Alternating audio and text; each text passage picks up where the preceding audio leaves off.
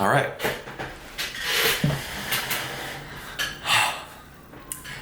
Hey guys, dGon here, former shoutcaster over at Riot Games, and I worked with the Golden Guardians in a management capacity last year. Haven't heard a lot from me recently because I was trying to figure out, after going to work at Riot and then going on to behind the scenes but real hands-on with the players position over the last year, what I wanted to do next. And I've decided to double back down on esports content, being a shoutcaster, host, broadcaster, and interviewer, and trying to get to tell stories. And one of the ideas I came up with was Meet the Pros, where myself and someone that helps make esports go, a professional in the esports scene, sit down and just have a chat, talk about the game, but I want to get a little bit more on the unique personalities that all of us are, because if you're making it in esports, and especially if you're one of the players or one of the shoutcasters or one of the coaches, it's taken a lot of drive, and everyone's story is highly unique and doesn't really get highlighted all the time. So my first guest is a player who bursted onto the scene on the top team in not only in North America but across the world, and had highs and had lows, but always kept a humongous smile on his face and always found a way to make everyone laugh. He's very, very funny, and he's now transitioning into a different role in his career, where he's no longer the young guy and has to be the serious one, and has to be the guy that everyone looks towards on his team and at times his organization to move forward. And this, of course, I'm talking about Jason WildTurtle Tran. Super funny. You'll get to see that in the video. It's a little rough. I'm trying to figure out how I want to edit things and how I want things to look. Sound is getting there, but either way, the content's still there. He'll make you laugh as well.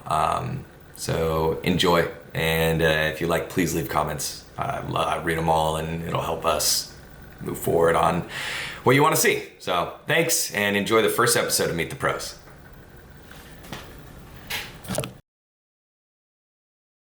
Oh my god, should I just turn off my phone? Look at how much texts I got. Why? Why do you have so many texts? Because I just changed something.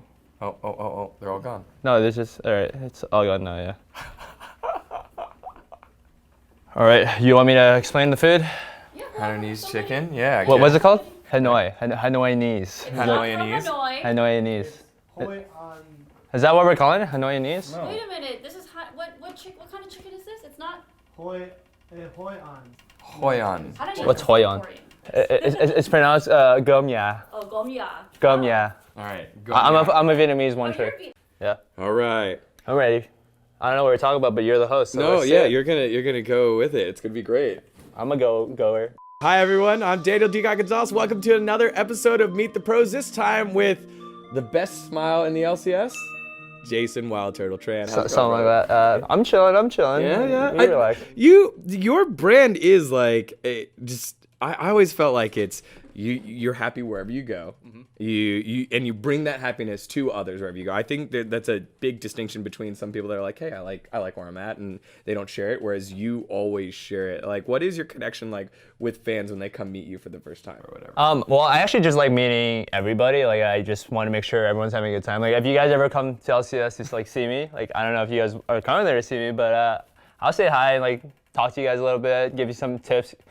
I mean, a lot of people always ask me like solo queue tips, and I'm like trying my best. I'm like, I really don't know, but if you last hit minions really well. Yeah, the game tip. That's last the hit noob tip. really It's well. last hit minions really well, get the CS and then carry. Farming's a skill. People undermine it a lot. Going back to like what you said earlier, you want everyone to be a good time. You'll go and say hi. You actually said hi to me first, I believe. I don't think I ever interviewed you while I was at Riot.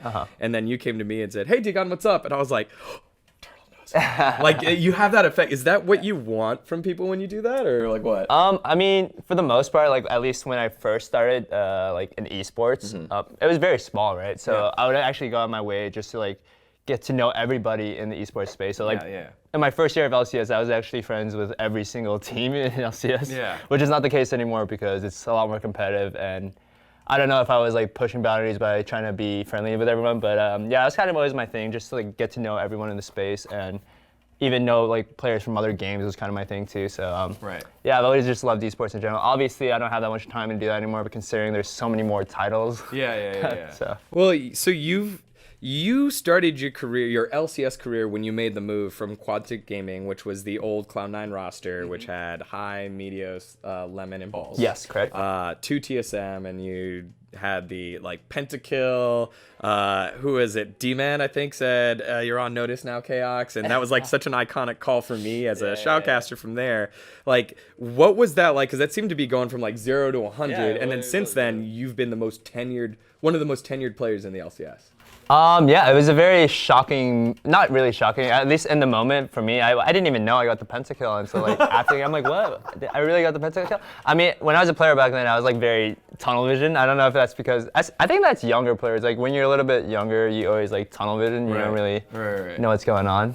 Well, that was the thing. I wasn't sure if that was a younger player thing or if that was a you thing. And then, because you're always consistently happy, consistently bright, that seems like a thing that you focus on. I thought maybe that was just a trait that you have, but that doesn't seem to be the case. You seem to, from the early days from TSM and even I guess Quantic to now your time on Flyquest and now being, like I said earlier, one of the veterans, not only on your team, but in the LCS. I think are you the most tenured player? Maybe Darshan?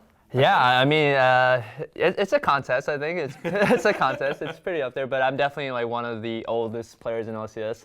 I'm still kicking. We'll see how long I can kick for. I could be on a lifeline right now. So how do you see your role on a team different now on Flyquest than you did then? Or you can even say on old Flyquest, which was almost like old Cloud9, and then compare that to old TSM.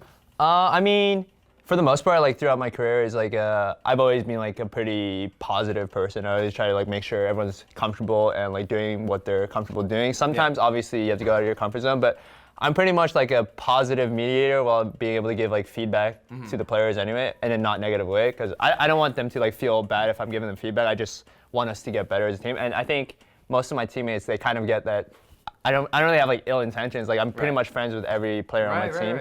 So even though when I say like mean things, quote unquote, but they're not really like mean. I'm just trying to help everyone get better together. Yeah, and like that's what seems to be the messaging consistently across like everyone that I've talked to. Like I don't think anyone I've ever heard say anything bad about you, and I can't say that for every single player or pro in the circuit. So that's pretty cool. Let's get to the food part, the meat part. So you asked for a Vietnamese dish, so we have some sort of chicken here. Do you remember what kind of chicken that was? This is Hanoi chicken. That's what I actually don't even know. I think that's what they told me, but this honestly just looks like chicken. So it's just chicken, yeah. So I'm gonna slap this on to this. Slap it on to heat it up, and then it's like a rice dish. So you're gonna put that on top of your rice with cilantro, tomato, and it should be good to go, right? Yeah. All the while, I'm gonna put on my dish of choice. Okay, what you got? What you got? I got some bulgogi. I love bulgogi. What you got? It's so good. All right, here we go. Let's throw that on there.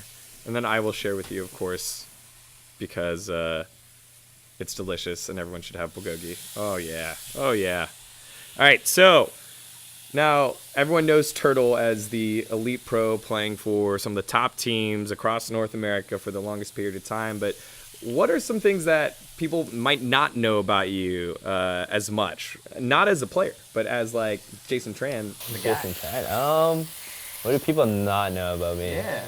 I think a lot of people, at least nowadays in 2018, they don't know how how big of a troll I am or used to be. I don't really like show my troll side that much often on social media anymore, but I'm definitely a pretty goofy fellow. So because a lot of people that actually I meet, the new people I meet nowadays, they always think I'm like a little bit intimidating. What? Yeah, because I have like a what's that shit called? Resting bitch face? Oh, you have the RBF? Yeah, I got resting RBF. bitch face? Yeah, so when I'm just walking around, they're like, I can really strike people as intimidating, and I don't want it to like be that way. I just want people to know me as like a troll dude. So one thing that I always like about you when I see you outside of the workplace when you're wearing your jersey is you're a streetwear dude, man. Like I see you wearing off-white. I've seen you wearing like some edgy stuff. Jeez. Like how did you get into that? Well, I just actually have a friend of mine back in Toronto. He actually owns a hypebeast store. Shouts out to Annie. What's the store? His store is called Plus. He has a store in Vancouver right now, but I met him in Toronto. Okay. And he kind of got me into it, and then a lot of my friends have been doing it too. So like, I occasionally just kind of gravitate towards it, and like I have stuff. I wouldn't say I'm a streetwear guy, but I just have the stuff, and it kind of feels like it's going to waste if I don't wear it. Like I wouldn't say I'm flexing hard, but you know, I can. But when I see you out, you're flexing hard. You got this big, Yeah. goofy ass smile on, and I'm just like, It's fun. look at It's Turtle fun. living his best life, man. That's awesome. What is your go-to brand? Like My go-to right yeah. now? It's probably Off-White right now. Probably a little bit like that, more on that side. Kind of a Bape dude as well. I don't know. I wouldn't say I'm a veteran or like experienced in like streetwear or anything, but I just wear like whatever is offered, whatever I like seeing, like whatever's easy on the eyes, pretty much. All right, so when you have an opportunity to get away from League, because you've been playing for such a long time, you have multiple accounts, everyone knows that you in the scene knows that you play a ton. How do you relax? Like how do you get away from it? Well, back to the streetwear thing. I usually go shopping. I'm not a streetwear dude, but if I am getting away, I do go shopping. Yeah, I mean, I pretty much just go shopping like during my downtime. It's shopping, just like relaxing. Decorating my room is kind of being a thing too. I definitely like a good living space now, so I actually buy a ton of things for my room. Yeah. And Too much? Too much things for my room. Like some things I have there that are like unnecessary, and I'm like, why do I even have this? Like, I literally have like, I don't have a picture of it right now, but it's like pretty much like a doll in my toilet, like my toilet. It's pretty much in my toilet. It's like a doll. In your toilet or It's on just, your it's toilet? Just, it's just staring at me when I take a number 2. So. Oh, I see. Yeah. So like it's like a dresser in your Exactly, yeah. bathroom that like stares at you. Yeah, kind Make of. sure you don't stay too I didn't long. even know what it's for, but I have it. Swipe like through Instagram. I don't even know while what it's you're for, like but I have it. What is it of?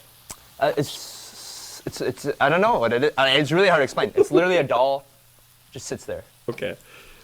Well, so the reason It's like a metal doll that just sits there. It's weird. Well, one thing that we did talk about before off camera was like burnout, and so that's why I want to know how you battle that. And I'll hit this again as one of the pros that have been playing for such a long time, had highs, had lows. How do you battle it, and how do you see what burnout is, and then how do you help others like go through it even at a young age? Burnout's a pretty. So why don't you explain what burnout is first? Okay, well, Sorry. burning out as a topic is, it's pretty much like when a player is like kind of losing steam a lot and they're not performing their best. Right. But they're also afraid to, I want to say they're afraid, but at least for me, just speaking of experience, like they're afraid to admit that, you know, they're burning out and like not playing as well because they want to be putting in the hours sometimes, but they're just mentally and physically not possible to perform at their best level just because they're playing way too much and they need like time to like re-energize. Yeah. And at least for me, like I actually combat it really well now. I think because I'm very aware of burnout because it's happened to me before. It happened to me in season 4, I think it was. TSM? Yeah, season 4 TSM. I was burning out a little bit. Obviously, we were putting in insane hours. We actually did really well. You guys that year. were putting in insane hours. We were during putting in that insane season. hours. So Like I remember that was touted over the results at the time. Yeah, It was like, hey, we're working. that was probably like insanely the hardest I've ever really, or the most I've played in a year. Okay, So, okay. Season 4 was Good insane. save. Good save. Yeah. So burnout. I'm really good at like combating it now because I still put in like a lot of hours, but not to the point where it's like unhealthy, I guess. Because before you would just grind like 9 days sleep. So I would just like play until like I usually just play until like I feel like I'm not performing that well. I'm like shit, I'm not playing that well. I gotta like step away from the game, you know. But if I'm playing well, like I know I can keep going. So Yeah, let me go to the bathroom and stare at that doll for a little bit, then I'll be rejuvenated. Ready Yeah, to but go. for the most part, like when I unwind, I just like chill in my bedroom, maybe put on like a show on Netflix, chill a little bit, and start again the next day. And I think the number one thing is just always being ready for the next day. I think that's like what people underestimate a lot. What is the best experience that you've gone through so far? Because you've had like so many experiences both in game and out of game. Like, yeah, why don't we do that? Both in game and out of game during your journey as a professional video game player. You have the coolest job in the world. Like, how would you highlight that? I have like a lot of like I have 2 really good moments that are like very very memorable for me. It's like really great. So I think winning season 4 finals in summer was amazing. It was PAX. I don't know if you remember that match. It was season 4 at PAX. Huge audience, like pretty crazy, like a ton of people. Anaheim? No, it's Seattle. Oh, it PAX was West. actually in Seattle. Yeah, Okay. PAX West. Yeah, and then we actually ended up winning the event. It was in C9 the finals, and C9 was like a team we couldn't beat because I think we just lost Two to them. years in a Yeah, row. we lost to Or them. 2 seasons in a Yeah, row. two splits in a row, I believe. Yeah, so we lost to them like pretty badly, and it's like we don't know if we'll beat C9 again. And then we actually came in and played our best game. I would like to say my performance was pretty good that game. I think I played a lot of Tristana, and everyone knew me as the crit god. Yeah. The RNG. Pre-6A, pre-6A. Yeah, pre-6A, yeah. And then after that, another great moment for me was winning IEM Katowice. I felt like our team synergy was really together at the time, and we just ended up playing really well. Really good League of Legends. So I've had moments where either as a caster, as a soccer player, as a choir member, like you're in that zone and you're like, man, I feel like everything's just working synergetically, everything's there, and then you have to go the next day and do it again, or the performance like in a month from now and do it again, and it doesn't feel the same. Yeah. How do you go about looking back at that moment and trying to recapture that again in whatever you do? I mean, it's just I feel like when you do have like team synergy and everything together, like you kind of know like what all your teammates are thinking, what their objective is, and that's kind of when you know you're like doing really well as a team. At least for me, like when I felt like I played the best and like played the best as a player, I knew what every single one of my teammates was about to do and like what kind of play they were looking out for, just because I played with them for so long. And that's normally how I feel like when I perform the best and when my team is doing well and when we're about to win like a finals or something like that. You said earlier there was a specific thing that you thought makes not just an AD carry player great, but any player great. What was that? It was like you should know how all the roles work. Yeah. I think. I mean, a lot of people don't think it's as important as I do, but I think, at least for me, I came from a background of playing mobile games forever. Like I played Dota when I was like 8 or 9 years old, and I knew how to play like every single role in Dota, and I think that made me as a better player. Like I knew how to play support, I knew what their job was, and when I had like, you know, back in season 3, I had like 10 accounts top challenger. It's also because I knew how like every single role worked and like what they wanted, and I was able to play AD carry really well, and I was able to like counter what they were thinking, and I think that's why I was like able to dominate solo queue so hard back then, and even now like I'm still doing really well in solo queue just because I have that factor. Like I know like what kind of other roles they're trying to accomplish. And I think that really does like help your gameplay go to another level. And yeah, I'm still working on that today. So I think it's very important to be able to play all roles. Well, Flyquest was a team that I like how you bring it back to season 3 when you were younger. You're also a rook. You're new. Flyquest is a team that's shown that they're not afraid to use younger players, and specifically that affected you because you had Kung Fu as your support. You had JJ as your support. You had who was your starting support in spring? JJ might have been, or Kwan for a bit, and then it was JJ. JJ. Yeah. So the thing was with rookies is this is actually my first time I've actually played with rookies. By the way. Oh, okay. So back in season 3, I was the only. Actually, I lied. I played with Centauran when he was a rookie, kind of, but he played in the Challenger. Yeah, he played Challenger. Yeah, but our team environment and everything just wasn't there in spring. Like we were missing like way too many like key points of like what a team was supposed to be. Yeah. And obviously we failed miserably in both spring and summer, but summer went a lot better considering we were like 1 game per second. Well, do you consider last split a failure? Like I think that you guys were consistent and you guys made playoffs, right? So that making playoffs is usually objective of a lot of teams. Yeah, I guess it is. Yeah, but I guess for me, because I've always, you know, Had the higher standard. yeah, had the higher standard. I'm always like shooting higher, you know. Yeah. Yeah. Let's get your food on in there. Throw in the cheesy corn. I'm pretty lactose. All right. Well, then I will smash this. Okay, you smash that. Yeah, you smash that. I'm pretty lactose. Okay. No worries. And then let's get your. Yeah, should we grab that? Yeah. Put it in here. Pow. Just give me a little bit, or a lot. I'm actually cool with either, honestly. I'm an eater right now. I'm bulking. You're bulking? I'm bulking. Why are you bulking? You wanna? Are you trying to get big? I mean, I'm not trying to get too big, but I'm trying to gain weight, you know. Oh, okay. It's like, I think my goal for 2017 was, or 2018, what the hell year are we in? 2018, I was trying to be 170 by the end of the year, so. How tall are you? That's still a goal. 6 foot? Are you really? We're the same height? I'm 6 foot. Damn, the last time I was 170 was like 8th grade or something ridiculous. What are you right like now? that. I'm like 200. Oh, yeah? Yeah, I'm like Yeah, 199. I'm trying to be I checked the 170, scale. so. Should I use a spoon? No. Let's get. Yeah, we'll get new a spoon, right? fork. New spoon.